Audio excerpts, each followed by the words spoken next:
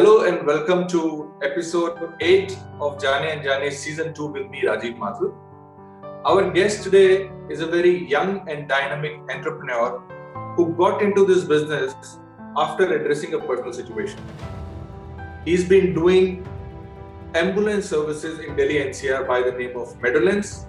Please allow me to welcome Ravjot Singh. जाने-अनजाने में आपका बहुत-बहुत स्वागत और हम अभिनंदन करते हैं.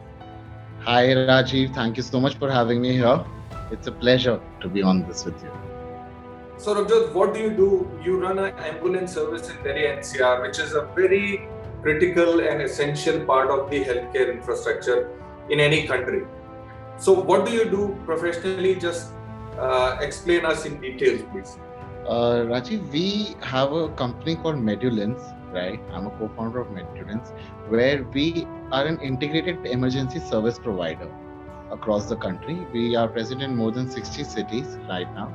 And the entire motive is to save and assist lives, no matter how many we can.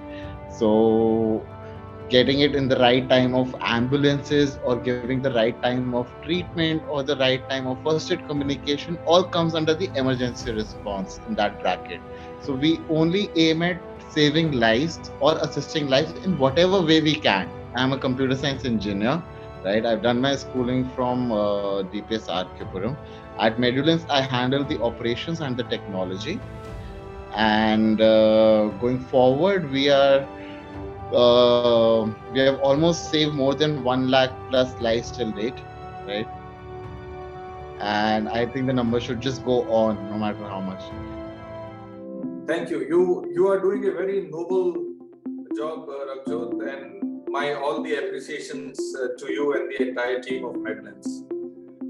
Now, we would like to know, Ravjot, from you कि you are a computer science engineer और उसके बाद ambulance services में when and how did you think that you want to do this business? It's a very it's a very personal story on that level that it was where there was a personal requirement for my grandfather, right, where we were reaching out to get an ambulance for him. So what we realized was unavailability and not having an access to the ambulances is one of the key problems, right?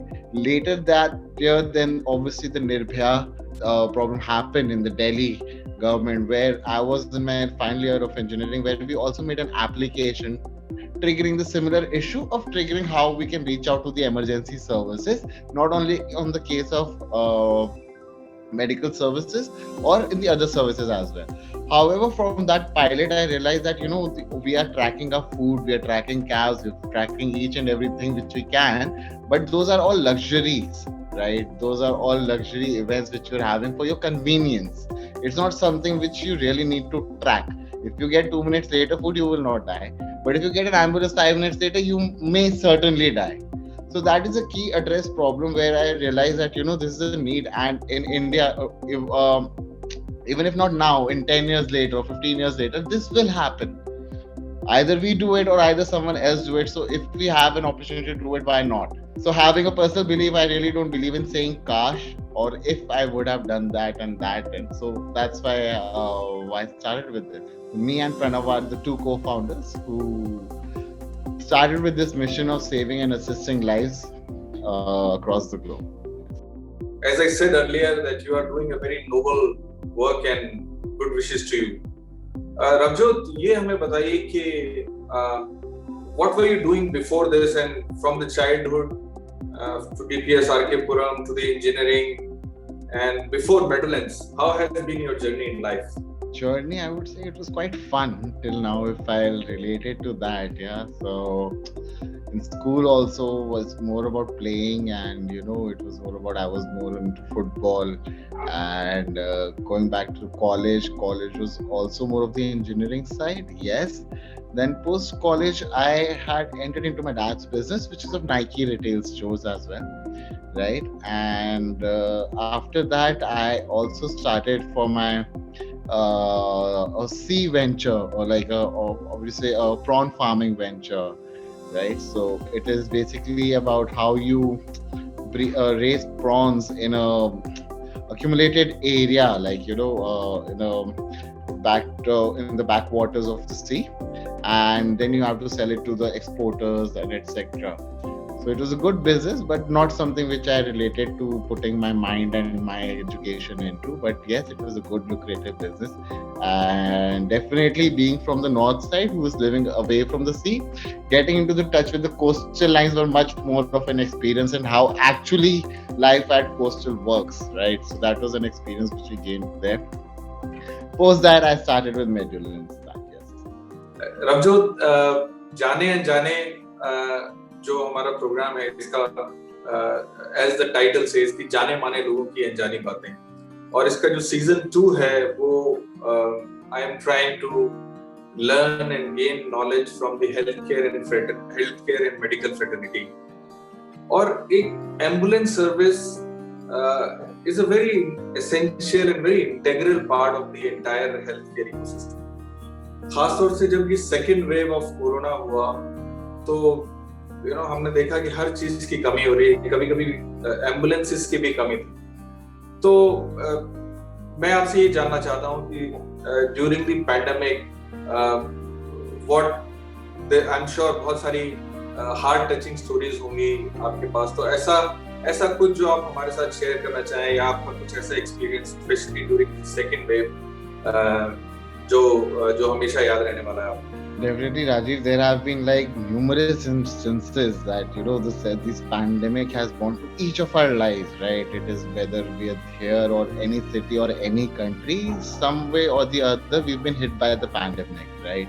So, irrespective of how my business has grown, that is a separate part. But how it has really impacted people is something of the worry, right? From considering from the first wave which it started, so none of the other private ambulances were allowed in the first wave to take care of any COVID patients, right? If you're COVID positive, only the government ambulances will come to you and assist you, right? And this started happening, so we went into public-private partnership with the Delhi government as well as other governments, where we were providing ambulances on behalf of the government, which we believe that the service should be free for the people, paid by the government. But yes, at the end point, the people should not pay for such things, right? And when it comes to experiences in the pandemic, so this lack of availability of the ambulances was one case, right? Admission was not being there there in the hospitals. People used to have to wait for approximately 4 hours, 8 hours, 10 hours. There has been instances that a patient has boarded my ambulance at 10 in the morning, and at 8 p.m. he was not admitted in any single hospital. At 10 p.m. we had to drop him back at his place. At 11 p.m. he died. So there are so many instances where we also found ourselves helpless. We can only try to assist you, but we only hold one chain to the entire route, right? So all the routes have to work together. The track has to run together with the hospitals, etc., right? So if we get to the hospital does not admit you, we get into problem. So coming from that, there have been instances that when there were shortages of ambulances, so when we sent an ambulance to one hospital, so the doctor of the hospital is like, see, I don't know when the next ambulance will come. I have 5 patients. You have 2 oxygen cylinders in your ambulance. I'll give you 3 of my own oxygen cylinders. I will come with you. Please transport them, otherwise they won't survive. So there were 5 patients in one single ambulance, each on an oxygen cylinder, were being transported with 2 doctors, so that we try to save them, right? So that there's no back and forth coming, etc. It does not matter whether you were coming from a healthcare industry or whether you are in the system or out of the system. COVID does hit, right? So personally speaking, for the second wave, I personally got affected because my dad got passed away in the second wave this last May. So coming from the same background, so I was like, I may have certain luxuries to get him into a hospital, or I can get him into certain things where the entire city was not able to get any admissions, right? So I had just such little luxuries which were maybe enough consoling that I might be able to save him, maybe COVID won't affect him so much, but that did not happen, right? It does. Everybody's body reacts in a different way. My dad's oxygen went from 94 to 55 in a single day, leaving me clueless about what to do. Right. Whereas even hospitals, after I got my dad there, they strongly refused to take it because they're like, we really can't do much anymore because of the 85% lungs were damaged. However, then he got admitted into DRDO, and going forward, this which I've shared. Apart from the second wave, in this wave, there was no oxygen. There has been points that so people thought that oxygen is a medicine. It is not a medicine. It is just making you cope with the disease during that time so that the oxygen levels do not hurt you more. Right. So that was the key of oxygen. But however, people tended to believe that, oh, we have a chance if we have an oxygen cylinder. That was not the case.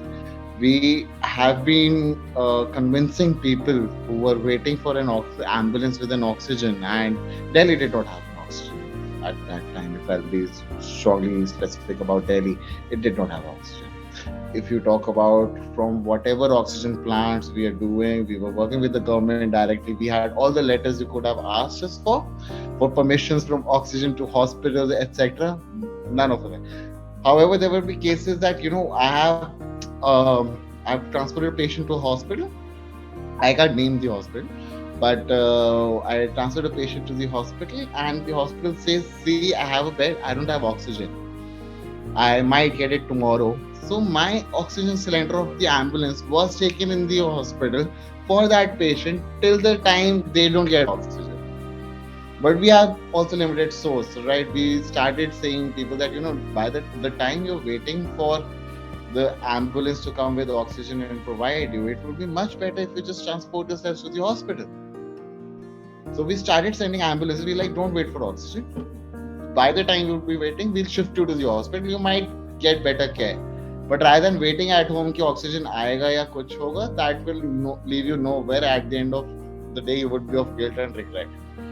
So that is how the second wave went by, just that from people being carried away, from people not being able to respond, and there have been, it's just like my entire family was COVID positive during that time. From 7-year-olds to 60-year-olds, everybody was positive. And so yeah, that was it. So there are a lot of instances in that way that which you can relate. And I guess not only me, if I'm just sharing my personal experiences, but if I go to my call center and ask them that what were the cases, they would be having hundreds of those. How the patients have not been shifted, because we make a record of everything. So how many hospitals this patient has tried to get admitted into, how much time each hospital did take him to get it admitted, whether the oxygen was not there or not there, how the family members have reacted. Some ways the family members have supported the people, but in some ways they've just left them. Okay, so it's like that, that you get a disease and people just back off. You're calling for an ambulance. मैंने कहा sir किसके लिए? For my father. Where? Here. मैंने कहा are you there? No. Is anyone there? No. Will you come there? No. How do I speak to him? He's not answering his call. That's why we are asking you to go there. You don't know how your loved ones would treat you during those situations. So it would have been very, eye-opener kind of a thing, that what one disease and the fear of dying can do to one, right? So that is the entire other picture which I realized, that how people react in different ways. Ravjot, आप जब ये मुझे बता रहे हैं तो मेरे को goosebumps हो रहे हैं, and दो बातें मैं इसके लिए कहना चाहता हूँ. I'm really sorry for your personal loss, and still you continue to serve the society, still you continue to serve the mankind. और जैसा मैंने बोला कि ये जाने अनजाने का season 2 is only to thank people like yourself. तो आपका बहुत एक बार शुक्रिया once again for all the good services that you are doing. So Ravjot, ये हमें बताइए, what next? Where is Meadowlands going from here in next few years? So we actually when we talk about what Meadowlands will do in the next few years, it is so many things to unfold, which I want every year to come, right? However, there are a lot of my competitors were like, we want to be 911 and etc. etc. However, they did not realize that 911 was created in 1990s. Whatever they're doing till now is just upgrading. So whereas India is a 21st century country, and whatever tech we implement right now, we don't need any 911 here. Yeah, we have a lot of things which we can replace 911 with. So there are a lot of things. So we have been able to penetrate the Indian market. We work with the government as well. We don't say that without the government you can achieve any less response time, because see, to be very frank, even if there's an aggregator or even if a person who is putting ambulances, they will put it in a city, they will put it in a village, they will put it somewhere where they get money from. Would they put it on highways? No. Would it put it at some rural areas where the people are not able to afford? No. So how would you cater to this? So getting into this, yeah, 10 minute startup will get you an ambulance, but are you getting to the people who really need it? Because ambulance is something, it is a logistics. What you need in the first part is the first aid assistance and the doctor communications, which Medulance provides in less than 30 seconds. So we, with our B2B clients, provide it in less than 30 seconds. We provide a call answer. Within 2 minutes, we give you first aid communication. Within less than 5 minutes, we give you doctor communication. By the time his ambulance is reaching, and we don't ask how do you say, we don't ask a distressed callers that you have to take an ambulance from us. If we say that okay, you've got 15-20 minutes more, this is how you can extend that 20 minutes into half an hour. Do this. Take, if you have people around, take your car, go. Don't wait for any ambulance. Why wait for 5 minutes also, 7 minutes also? You don't have to. If you have a it's just ambulance, as it's a more of a logistics again, right? We make you reach, we provide you the utmost care before the hospital. But if you are fine enough to reach the hospital in the next 15 minutes, we would suggest you do that. So, and we mostly try to provide you the care, which is of more important. If over a call I'm able to give you guidance to get you 10-15 minutes more of your life, would you wait for an ambulance or would you go to the hospital? And if my ambulance and obviously my ambulance is on the way, I'm not saying that it is not on the way, it is not gonna come in 5-10 minutes, etc. But I'm also aware of the reality of the infrastructure India has, whether it is the roads, whether it is the traffic, whether it is anything. Even if I'm 500 meters away from you, sometimes I can't reach you for 15 minutes. So I can't say that. So even I can give you that ETA of 7 minutes or 8 minutes, there will always be that uncertainty in India. Till the time your roads are all free, you are aware of everything. Until unless I'm not catering to how do you say, small clusters. कि okay, if I put up in GK1, तो GK1 के लिए ये ambulance है, which will take you to GK1 hospital only. But you don't understand that GK1 hospital may or may not admit you, whether it's the right hospital or not. So in that ways, we've been able to do it with B2B. So how we cater to emergencies with ambulance in less than 5 minutes, we don't even go for 10 or 8 minute response time. We go for less than 5 minute response time. Is we market to societies like for DLF Magnolias, for example. Any emergency happening there would be catered to into less than 5 minutes. We will station our ambulance there. We will station our manpower there, which would be dedicatedly for them and will not be used. So that is how we target in segments that and mostly when all the cluster comes together, or even 20% of the cluster comes together, we launch it for B2C. See, at the end, as a business model, we can't rely on having emergencies every day, right? So I can't rely, okay, yaar, aaj yahan par emergency hogi, so I'll make money. So I can't do that. I have to make a more model sustainable and profitable as well. I'm not a non-profit. Maybe I'm doing a good deed, but not not a non-profit. And so we make it sustainable. We're like, okay, either we can go for subscriptions, either we can go for monthly or yearly subscription from a B2B partner or from a B2C. Depends on how we approach it. So if you say about organizations like KPMG, etc., they pay us. If we talk about Gartner, DHL, they will pay us for their employees to manage any emergency across India. right? Where we have strict SLAs of maintaining, etc. So that is how we can reach to the further people. So when we say about having what goes in the few years to come, so we want to be a single endpoint for any medical emergency, whether it is through an app, whether it is through a call, whether it is through your provider, employer, or your insurance provider. We will cater you from every point of view. So we have partnered with insurances, we have partnered with car manufacturers, like example for MG Motors, BMW. They would be paying. They also have. They are also our subscribers. So if I have to reach you, I have to make a circle around you. I can't reach you directly. I can't wait for that once in a lifetime incident to happen to make money. I have to cater to certain life cycle of products that, okay, if you go through an insurance, I'm here. If you go through accident, I'm here. If you go through the government, I'm here. If you go through any other area, then also I'm here. So that is how we want to target, whether it is a subscription starting from rupees 1 rupee per year also.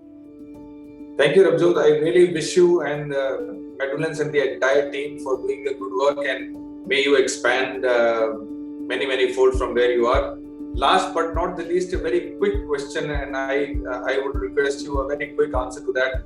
Who is that one person you think knows you the best? So I think that one person who's more knows me the best is not here anymore with me. So it's my dad, right? So he knew me inside out, and so never stopped me from anything. Never hesitated to make me. My cash thing came from him only.